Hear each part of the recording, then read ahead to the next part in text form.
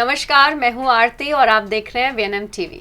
आज का जो टॉपिक है वो बहुत ही इम्पॉर्टेंट है। हालांकि हर हफ्ते बहुत इम्पॉर्टेंट टॉपिक्स हम लेके आते हैं, पर ये बहुत ज़्यादा इम्पॉर्टेंट है क्योंकि आज इस टॉपिक को लेके काफ़ी पेरेंट्स चिंतित हैं। कोविड के समय हमने देखा कि बच्चों को जो बात करने की जो उम्र होती है, जहाँ बच्चे बोलना सीखते हैं, वहाँ पर बच्चों ने बोलना नहीं सीखा। कुछ बच्चों ने, बाकी सब में ये जनरल हम बात कर रहे हैं, लेकिन कुछ बच्चों में जो ये चीज़ देखी गई है, जो लैंग्वेज डेवलप होनी चाहिए करेक्ट एज में, वो नहीं हो पाई because of an number of reasons. और वो रीजंस क्या हैं वो हम इस टॉक के दौरान ज़रूर जानेंगे। ये जो डिलेज हुए हैं ये क्यों हुए स्पीच को लेकर, और ये डिलेज की वजह से बच्चों को काफ़ी अलग तरीके से देखा जाता है। टीचर्स का नज़रिया बच्चों की तरफ बदलाव आ गया है। इवन सोसाइटी में भी काफ़ी सारे चेंजेस आ रहे हैं और पेरेंट इसीलिए चिंतित हैं कि मेरा बच्चा जो है वो बोल नहीं रहा है। तो आज का जो ये सेशन है ये बहुत इम्पॉर्टेंट है। एंड ऑफ द सेशन आपको डेफिनेटली बहुत सारी प्रैक्टिकल चीज़ें समझ में आ जाएंगी और पता चल जाएगा कि किस तरह इसे करेक्ट करना चाहिए। और आपको अगर लगता है कि मेरे बच्चे में ये तकलीफ़ है तो इससे हम कैसे प्रिवेंट कर सकते हैं, ये सारी बातें इस सेशन में आप जान पाएंगे। इसलिए ये सेशन को शेयर करना बिल्कुल मत भूलिएगा। जुड़ते हैं आज के हमारे एक्सपर्ट के साथ, मिस रंभा रानी यादव से। रंभा मैम, आपका बहुत बहुत स्वागत है। धन्यवाद। रंभा मैम पिछले 15 सालों से इस क्षेत्र में काम कर रहे हैं। ये काशीबाग चिल्ड्रन हॉस्पिटल के साथ जुड़े हुए हैं। ये एक स्पीच थेरेपिस्ट है, बहुत ही फेमस हैं। अगर स्पीच थेरेपी में कोई भी तकलीफ होती है तो हमेशा इनका नाम आता है रेफरेंस के तौर पर। बहुत ही सिंपल और डाउन टू अर्थ इंसान है। और अभी हम जब बात कर रहे थे तो मैम ने बताया कि मैं अपने काम में इतनी ज़्यादा इन्वॉल्व रहती हूँ, बच्चों के साथ इतनी ज़्यादा इन्वॉल्व रहती हूँ कि कुछ और करने का समय नहीं मिलता है। बहुत मुश्किल से आज इनका समय मिला है, तबीयत ठीक नहीं थी, पर मैम फिर भी आज इनिशिएट लेकर यहाँ आए हैं क्योंकि इनका ऑब्जेक्टिव भी यही है कि सोसाइटी में ये जो तकलीफ आ रही है बच्चों में, इसमें अवेयरनेस क्रिएट करना बहुत ज़्यादा ज़रूरी है। तो सबसे पहले मैम आपसे जुड़ेंगे एक बहुत इंपॉर्टेंट प्रश्न लेके। स्पीच डिलेज तो पहले भी बच्चों में आ रहे थे जी। पर पोस्ट कोविड इसमें काफ़ी बढ़ाव हुआ है, तो इसके क्या रीजंस हैं? कोविड के बाद बच्चों में स्पीच डिले हद तक हुआ है, नो डाउट जी। बट पेरेंट्स इसमें बच्चों के साथ टाइम तो एक्सप्लेन किए। रीजन हुआ कि बच्चे बाहर नहीं निकल पाए, जी, किसी से मिल नहीं पाए, घर के घर में रह गए। एक दूसरे बच्चों से मिलने के बाद, एक जगह से दूसरे जगह जाने के बाद बच्चों में डेवलपमेंट ज़्यादा देखने को मिलता है। खास करके ये चीज़ कोविड में नहीं हो पाया, करेक्ट, जिसके कारण बच्चों में काफ़ी स्पीच पीछे गया है। राइट। फिर भी मैं पेरेंट्स से उम्मीद करूँगी कि अगर इस तरह की बातें हुई है तो उसे छोड़ नहीं देना है, करेक्ट, उसके पीछे लगना है। और ऐसी कोई चीज़ नहीं है कि संभव नहीं हो सकता है। राइट। बहुत सही बात बताई आपने कि कुछ भी इम्पॉसिबल नहीं है। मैम का कहने का मतलब यही है। और अगर आपको एज अ पेरेंट ये मैसेज मिलता है कि कहीं कुछ दिक्कत आ रही है बच्चे की स्पीच में, तो गिव अप ना करें। उसको करेक्ट करने की जो सॉल्यूशंस ढूंढने की जो चीज़ है, जो पॉइंट्स है, उस पर फोकस करें। अगर आपको लगता है कि एक्सपर्ट्स कौन है, कहाँ है, कैसे मिलेंगे, उसकी जानकारी आप अपने इजीली, सबसे पहला जो कांटेक्ट है वो बच्चे का पीडियाट्रिशियन होता है, आप उनसे जान सकते हैं, उनसे बात कर सकते हैं। मैम आगे बढ़ेंगे। अगर पेरेंट्स को आइडेंटिफाई करना है कि उनके बच्चे में स्पीच डिले है, तो वो किस तरह से आइडेंटिफाई करना चाहिए? जी हाँ, सबसे पहले तो हर एक बच्चों में, चाहे बच्चे हमारे नॉर्मल हो, चाहे बच्चे हमारे डिसेबल हो या एबनॉर्मल हो, किसी तरह की हो, तो घर से ही उसकी भूमिका निभाई जाती है। हम फैमिली ही उसकी भूमिका को अदा कर सकते हैं। बिल्कुल। तो पहले पेरेंट्स को चाहिए कि बच्चे समय के साथ, अगर उनके पास पहले से बच्चे हैं तो देखें कि पहले बच्चे में क्या क्या सही समय पर हुआ है, करेक्ट, दूसरे बच्चे में क्या नहीं हो रहा है, इस चीज़ को कैच करें। करेक्ट, दूसरा, अगर पहला बच्चा है तो आसपास के बच्चों को वो देखें कि क्या वो बच्चे 6 से 8 मंथ में बबलिंग करना चालू कर देते हैं, तो हमारे बच्चे बबलिंग कर रहे हैं या नहीं। हमारे बच्चे first word 9 to 10th month में निकालने लगते हैं, तो मेरा बच्चा निकाल रहा है या नहीं। इस चीज़ को हम पेरेंट्स को केयर करना है। करेक्ट। उसके बाद अगर फिर भी लगता है कि नहीं हो रहा है, तो समझ जाएं कि कहीं ना कहीं कुछ ना कुछ प्रॉब्लम है, जिसके कारण हमारे बच्चे स्पीच नहीं आया, या एनीवे कोई रीज़न हो सकता है। तो पेरेंट्स इस चीज़ को ध्यान दें। राइट। अगर ऐसा नहीं है, उनके समझ में फिर भी लग रहा है कि थोड़ा वेट कर लें, थोड़ा और वेट कर लें, तो ये समय ना गवाएं। राइट। ओके। वो फिलहाल अपने न्यूरोलॉजिस्ट से मिले, अपने चाइल्ड स्पेशलिस्ट से मिले, तो उनको पता चलेगा। क्योंकि एक बार जब समय बच्चा 6 मंथ या 1 ईयर पीछे गया, तो फिर वो टाइम पीछे जाता ही रहता है, कवर करने में बहुत मुश्किलें होती हैं। Right, right, right. और अक्सर मैम ये भी देखा गया है कई बार कि भाई कई बार बच्चे 4.5-5 साल में भी नहीं बोलते हैं, और पेरेंट्स के दिमाग में ये चीज़ होती है कि हाँ, इसकी मम्मी या इसके पापा या इसके दादा बहुत लेट बोलना सीखे थे। वो तब था, अब नहीं। अब नहीं। जब हमारे पास उस तरह की सुविधा उपलब्ध है, तो मैं 5 वर्ष बच्चे को लेट क्यों करवाऊं? बिल्कुल सही बात है। यानी हमारे पास रिसोर्सेज हैं जहां हम इजीली आइडेंटिफाई कर सकते हैं कि भाई ये डिले हो रहा है, तो इतना वेट ना करें। बिल्कुल ना करें। बिल्कुल सही बात है। और पहले के जमाने की बात भी अलग थी। हाँ, क्योंकि इतना एक्सपोजर नहीं था, इतनी अवेयरनेस नहीं थी। अब डेफिनेटली हर एक क्षेत्र में। मैं गोधरा की बात कर रही हूँ। गोधरा का एक लड़का, उसके 2 भाई और 1 बहन थी। 2 भाई नॉर्मल था जी, और उसकी एज 23 इयर्स का हो गया।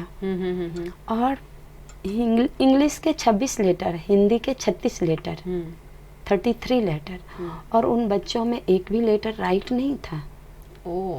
और वो बच्चा कितना स्ट्रगल किया होगा, वो तो वो खुद जानता होगा।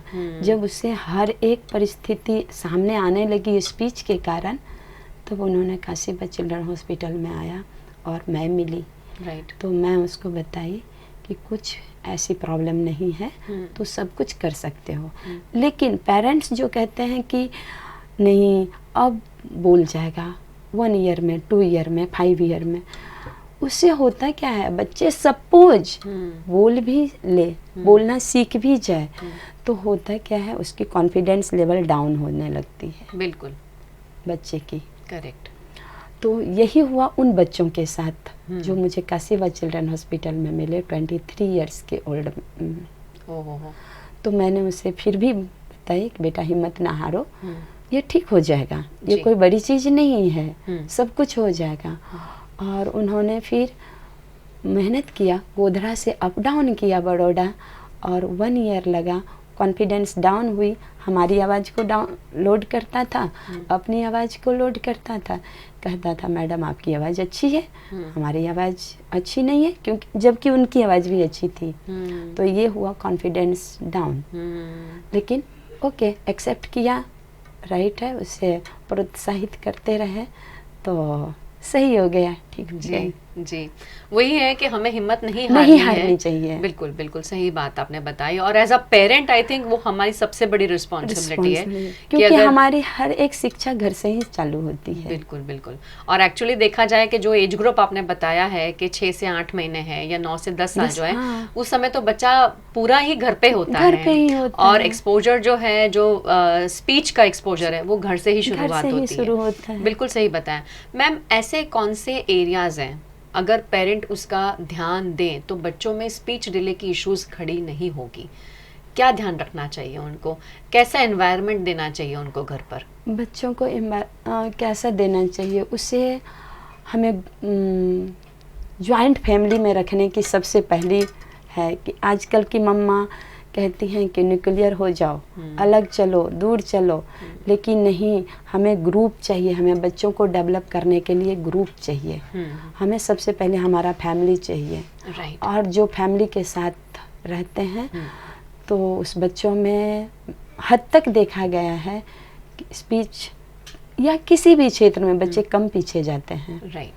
और पेरेंट्स अगर न्यूक्लियर रहना चाहते हैं तो मम्मा काम में इन्वॉल्व है, बच्चे को फ़ोन पकड़ा दिए, मम्मा काम में इन्वॉल्व है, टीवी पकड़ा दिए, तो बच्चे को तो जाने दीजिए, हम बड़े ही अगर फ़ोन और टीवी देखने बैठ जाते हैं तो सारी दुनिया भूल जाते हैं। करेक्ट, बिल्कुल सही बात है। जब और वो तो बच्चा है, उसे तो स्क्रीन चाहिए ही चाहिए, और वो स्क्रीन में जब अंदर जाने लगता है तो कौन क्या कह रहा है, कौन आवाज़ दे रहा है, क्या गिर गया, किसने क्या कहा, कुछ ध्यान नहीं होती है। और उसकी फ़ोन तो मैं तो पेरेंट्स से रिक्वेस्ट करूँगी कि फ़ोन और स्क्रीन से तो हद तक दूर रखें बच्चों को। राइट। और ये आजकल खास करके रीजन ये दिख रहा है, पर्टिकुलर रीजन कह नहीं सकते हैं, बट दिख रहा है, इसकी वजह भी है स्पीच को पीछे जाने का। राइट, बिल्कुल सही है। तो आपका कहने का मतलब ये है कि जितने हो सके हमारे जो ह्यूमन कनेक्शंस और कन्वर्सेशन है वो एटमॉस्फेयर घर में बाकायदा बना रखना चाहिए। डेफिनेटली जॉइंट फैमिली और न्यूक्लियर फैमिली अब हमारे हाथ में नहीं रहा है, क्योंकि अब बच्चों के साथ साथ पेरेंट्स के साथ साथ ग्रैंड पेरेंट्स भी आजकल ऐसे हैं कि भाई नहीं बेटा आप अपना रहें, अब हमारा समय, हमें भी अपनी लाइफ जीने दें। तो आई थिंक पर्टिकुलरली तब तक कोशिश करेंगे क्योंकि बच्चे हमारे छोटे हैं। बिल्कुल सही बात। और मैं कोशिश करूंगी कि हम पेरेंट्स को अपने साथ रखें, क्योंकि हमारी उस समय दायित्व बनती है हमारे बच्चे को पालने की। एक इस जगह स्वार्थ भी ले लीजिए कि हमें हमारे बच्चों को हमारे पेरेंट्स के साथ रखना है, हमारे ग्रैंड पेरेंट्स के साथ रखना है, तो इस जगह हमारा ये स्वार्थ हो। बिल्कुल सही बात है। और ग्रैंड पेरेंट्स इतना प्यार जो है, उनकी जो माया है वो भी बच्चों को मिलनी जरूरी है। और यही रीजन है जी, ये तो पहला रीजन है। जी, बिल्कुल सही बता रहे हैं कि फैमिली का जो योगदान है वो कम्प्लीटली बहुत ज़्यादा काम करता है स्पीच डिले में। अगर आप चाहते हैं कि आपके बच्चों में सही एज पर हर चीज़ें हों, सिर्फ स्पीच क्यों, बच्चे का ओवरऑल डेवलपमेंट अगर हम देखें तो हम पहले भी बहुत बार इस टॉपिक पे बात कर चुके हैं कि बच्चों के लिए सही एनवायरनमेंट क्रिएट करना घर पर, ये सबसे पहली रिस्पॉन्सिबिलिटी हम पेरेंट्स की है, हमारे फैमिली मेम्बर्स की है। आप न्यूक्लियर फैमिली में रहते हैं, आप जॉइंट फैमिली में रहते हैं, हर किसी की फैमिली की अपनी खुद की रिस्ट्रिक्शंस और लिमिटेशंस होती है। हम आपको ये नहीं कह रहे कि आप यही करें, लेकिन आप जहाँ तक ट्राई कर सकें तो बच्चों को गैजेट्स के बदले अगर आप खुद इंटरेक्शंस में इन्वॉल्व करेंगे, बच्चों के साथ बातचीत के अनुभव बनाएंगे, तो बच्चों के अंदर ये जो स्पीच का जो डिले, जो एक फैक्टर अब एक डरावना फैक्टर बन गया है, वो नहीं आएगा। और कई बार अक्सर हम ये सोचते हैं कि बच्चा छोटा है, क्या समझेगा, तो नहीं, बच्चा सब समझता है। अगर आप मुंह से आवाज निकालते हैं, आपके हाव भाव जो है वो बच्चा सब पकड़ने की कोशिश करता है। जैसे मैम ने कहा कि बैबलिंग करते हैं, तो जैसे बच्चे आवाज निकालते हैं, तो अगर आप भी आवाज करके अगर रेसिप्रोकेट करेंगे तो बच्चे को भी मजा आएगी कि अच्छा ये मेरी कम्युनिकेशन सीख रहा है, यानी मेरी मम्मा या मेरे फैमिली मेंबर्स जान रहे हैं कि मैं क्या कहने की कोशिश कर रहा हूँ। और आप हमेशा देखेंगे कि अगर वो बैबल के सामने आपने भी बैबल किया तो बच्चा बड़ा खुश हो जाता है, एक स्माइल उसके फेस पे आ जाती है। तो अपने बच्चे की नीड जो है वो ज़रूर समझे और ऐसे एक्सपीरियंसेस घर पे क्रिएट करें ताकि बच्चा जो है वो ह्यूमन कनेक्शंस को वैल्यू कर सके, ना कि जैसे मैम ने कहा कि आप फ़ोन दे दें या टीवी के सामने रख दें। वो सारी चीज़ें बहुत अच्छी लगती हैं क्योंकि अट्रैक्टिव होती हैं, एनिमेशन होता है, कलरफुल होता है, तो बच्चा उसकी तरफ डेफिनेटली अट्रैक्ट होगा। लेकिन पहले एक्सपोजर जो है वो खुद के इंटरेक्शंस, फैमिली इंटरेक्शंस देने बहुत ज़्यादा ज़रूरी हैं। रंभा मैम, आज हमने ये स्पेशली इसीलिए हमने डिज़ाइन किया ये वाला टॉक क्योंकि आजकल पेरेंट्स में ये बहुत ज़्यादा टेंशन भी है, तनाव भी है। काफ़ी बच्चों को अगर स्पीच डिले होता है तो उन्हें स्पेशल कैटेगरी में डाल दिया जाता है और ये सोचा जाता है कि अच्छा हाँ आपका बच्चा, फॉर एग्जांपल ये कह जाते हैं कि इसमें स्पीच डिले है तो आपका बच्चे को ऑटिज्म है, आप उसको थेरेपी में ले जाएं। कितना सही है, क्योंकि मैंने अक्सर देखा है कि कई बार पेरेंट्स पीडियाट्रिशियन से पूछने के लिए भी तक वेट नहीं करते हैं, क्योंकि अपने फैमिली ग्रुप में पूछ लेते हैं और बोलते हैं अच्छा आपका बच्चा नहीं बोल रहा है, नहीं जी मेरा बच्चा नहीं बोल रहा है, इतना टाइम हो गया नहीं बोला, चलो स्पीच थेरेपिस्ट के पास चले जाओ। क्या सही तरीका है पहले आइडेंटिफाई करने का, पूरी तरह जान लेने का कि नहीं स्पीच डिले है और कोई और मेजर प्रॉब्लम नहीं है, और फिर उसे उस एक्सपर्ट के पास जाना चाहिए? क्या होना चाहिए उसकी कैटेगरी? जब बच्चे में सिर्फ स्पीच डिले है जी, बाकी सब नॉर्मल, हमारे पेरेंट्स उसे कैच कर रहे हैं कि हमारा बच्चा बाकी सब समझता है, हर एक ऑर्डर फॉलो करता है, हर किसी के साथ इन्वॉल्व रहता है, तो उसे किसी कैटेगरी में डालने की ज़रूरत नहीं है। ये ना सोचे कि वो स्पेशल है। बिल्कुल। अगर हमारा बच्चा अकेले रह रहा है, अपने आप में खो रहा है, अपने आप में खेल रहा है, किसी की बातों को रिस्पॉन्स नहीं दे रहा है, खाने में कठिनाई कर रहा है, सोने में कठिनाई कर रहा है, किसी बच्चों के साथ इन्वॉल्व नहीं हो रहा है, बातें नहीं कर रहा है, हर एक बातों को इग्नोर कर रहा है, अगर उसे हर एक तरह की ये सब दिखने को मिल जाए तो पहले उसे न्यूरोलॉजिस्ट से मिलना चाहिए। अच्छा। अपने चाइल्ड स्पेशलिस्ट से मिलना चाहिए। उसके बाद अगर वो लोग हर एक तरह का उसे टेस्ट करके बताएंगे कि इन बच्चों को किस किस चीज़ की ज़रूरत है, तो उसे स्पेशल का नाम दें, या मैं तो कहूँगी कि स्पेशल कुछ होता ही नहीं है। हमारे बच्चों को कभी भी स्पेशल नज़र से ना देखें, क्योंकि हमें एक ही छत के नीचे रहना है, एक ही घर में रहना है, और उसे भी उतना ही समाज के साथ जुड़ना है जितना हम जिसे नॉर्मल कहते हैं उनको रखना है। वेरी ट्रू, बहुत सही बात है। और उन बच्चों को स्पेशल कहने से मैं खास करके ये ना कहूँगी कि उसे स्पेशल, और स्पेशल नज़र से भी ना देखें। आप काम करो, करके देखो, वो सब कुछ कर सकता है। करेक्ट, वेरी ट्रू, बहुत सही आपने बात बताई कि डिस्क्रिमिनेट नहीं करना है कि ये नॉर्मल है, ये स्पेशल है। हम सभी को एक ही तरह बच्चा होके बच्चे के नजरिए से रखें, और सपोज कुछ दिख भी रहा है उसके नीचे तो भी उसे अलग ना देखें। करेक्ट। उसे और ये भी ना सोचें कि अरे मेरा बच्चा ऐसा, बेचारा बच्चा। काहे का बेचारा? कोई बेचारा नहीं होता है। करेक्ट, कोई बेचारा नहीं है। बेचारा वो नहीं, फिर बेचारे आप बन जाओगे अगर उसे बेचारे बनाओगे तो। बच्चों को उनकी जो इनबॉर्न टैलेंट्स हैं, किसी में कम होती है, किसी में ज़्यादा होती है, लेकिन अगर हम उसको ये समझाएं कि आप अपने हिसाब से एक गाइडलाइन करें, उसे गाइडलाइन करें। जी जी जी। तो ऐसा नहीं कि बच्चा नहीं, जिसे ऑटिज्म का नाम दिया गया है वो बच्चा आज क्या नहीं करता है। बिल्कुल सही बात। क्योंकि आप उनके साथ काम करके तो देखो। मैं तो पेरेंट्स क्या, हर एक समाज से भी यही बात कहती हूँ, आप उसे उस नज़रिए से ना देखें। आप एक बार उसे पहचान करके तो देखो, वो बच्चा आपसे पीछे नहीं है। करेक्ट। 3 साल के बच्चे, नॉर्मल बच्चे जिसे कहा जाता है, 3 साल के बच्चे जितना नहीं जानते उतना ऑटिज्म के बच्चे जानते हैं। बिल्कुल सही बात है। तो कैसे पीछे है वो? कैसे स्पेशल कहोगे आप? करेक्ट करेक्ट, बिल्कुल बहुत सही बात बताई है। बहुत ही बड़ा सोशल मैसेज मैम ने हम सभी के लिए दिया है, और हम वीएनएम टीवी से हमेशा यही प्रयत्न करते हैं इस माध्यम से कि आप सभी को इस चीज़ से अवेयर करें कि डिस्क्रिमिनेशन सोसाइटी में बिल्कुल नहीं होना चाहिए, और स्पेशली बच्चों को लेके तो बिल्कुल नहीं होना चाहिए। हाँ, डेफिनेटली बच्चे जो बच्चे आपको फिजिकली आपको मालूम पड़ जाता है कि हाँ ये बच्चे में कुछ तकलीफ है या बच्चा डिसेबल है, तो आप जब उस नज़रिए से उस बच्चे को देखते हैं तो आपका पूरा फैमिली उस नज़रिए से उस बच्चे को देखता है। आपके फैमिली में जो बच्चा है वो उसको बच्चे के तौर से ही देखेगा, लेकिन आपका नज़रिया ये है, इसीलिए वो बच्चा भी वही नज़रिया, वही पॉइंट ऑफ व्यू से उस बच्चे को देखने की कोशिश करता है। डिस्क्रिमिनेशन ना करते हुए अगर आप उन्हें अलाउ करें इंटरेक्ट करने के लिए एज अ फ्रेंड, तो वो बच्चे को भी बहुत ही अच्छा और ये महसूस होगा कि वो सोसाइटी का बहुत इंपॉर्टेंट हिस्सा है। और यही हम सभी की बहुत बड़ी रिस्पॉन्सिबिलिटी है। हमारी नई एजुकेशन पॉलिसी NEP भी कहती है कि ये बच्चों का नॉर्मल स्कूल में समावेश होना ज़रूरी है, और हमें ये करने का प्रयत्न पूरी ओर से, अपनी तरफ से, एटलीस्ट अपनी फैमिली से शुरू करना ज़रूरी है। रंभा मैम, क्या मैसेज देना चाहेंगे हमारी ऑडियंस को? मैं ऑडियंस से ये कहना चाहूँगी कि अपने बच्चों के साथ नाइंसाफ़ी ना करें, ये ना कहें कि हमारा स्पेशल बच्चा है, इसे स्पेशल ढंग से ना देखें, उसे नॉर्मल ढंग से देखें, नॉर्मल ढंग से ट्रीट करें, वो बच्चा भी लाइन पर आता है जी।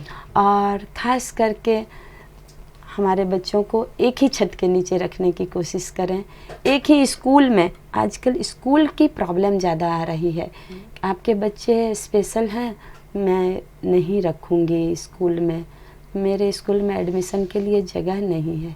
प्लीज़ ऐसा ना करें, उन्हें भी दें, उसी बच्चों के साथ रखें। सीखेंगे कैसे? अगर सब कोई उसे अलग कर देंगे, बच्चे आगे कैसे बढ़ेंगे? Correct, very true. एक्सपोजर देना बहुत ज़्यादा ज़रूरी है और वो इसे ग्रुप चाहिए ही। मैं अभी आपको स्टार्टिंग में भी यही चीज़ कही कि ये ग्रुप हमें घर से ही मिलनी चाहिए, घर से लेके स्कूल कॉलेज तक हमें ग्रुप तो चाहिए, जिसको देख करके हमारे बच्चे आगे बढ़ते हैं। बिल्कुल सही बात बताएं मैम। बिल्कुल हम ये नहीं कहना चाहते हैं कि बहुत ज़्यादा सीवियरिटी लेवल हो तो आप उसे नॉर्मल स्कूल का हिस्सा बनाएं। डेफिनेटली उस केस में बच्चे को इंडिविजुअल थेरेपी की ज़रूरत है, इंडिविजुअल पर्सनल अटेंशन की ज़रूरत है। लेकिन जो बच्चे बॉर्डर लाइन है या जो बच्चे नॉर्मल स्कूल का हिस्सा बन सकते हैं, जहाँ माइल्ड अगर डिसेबिलिटी लगती भी है, तो डेफिनेटली जो एजुकेशन सिस्टम है उन्हें इन बच्चों को एक बार चांस देना चाहिए। ज़रूर दें, क्योंकि बिना दिए हम जज कर लेते हैं कि ये नहीं कर पाएंगे, शायद ये कहना गलत हो जाएगा। तो एक चांस तो हर बच्चा मांगता है और राइट टू एजुकेशन ये कहता है कि हर बच्चे को एजुकेशन मिलना ही चाहिए, चाहे वो नॉर्मल हो, चाहे वो डिसेबल हो, चाहे वो जो भी आप उसको नाम दें। हालांकि हम तो यही कह रहे हैं कि हमें नाम नहीं देना है, पर हर बच्चे को ये हमें राइट देना चाहिए। रंभा मैम, आपका बहुत बहुत थैंक यू आज हमारे साथ जुड़ने के लिए, धन्यवाद। और आप सभी ऑडियंस का भी बिग थैंक यू। हर हफ्ते आप इसी तरह हमारे साथ जुड़ते रहते हैं। VNM TV और VNM TV किड्स का यूट्यूब चैनल है VNM TV, अब OTT प्लेटफॉर्म्स पे है, Jio TV पे है। आप इन्हें सब जगह पर हमसे जुड़ सकते हैं, खबरों से, ऐसी अपडेट से, स्पेशल डेज के साथ। तो इसे लाइक और शेयर करना मत भूलिए। नमस्कार।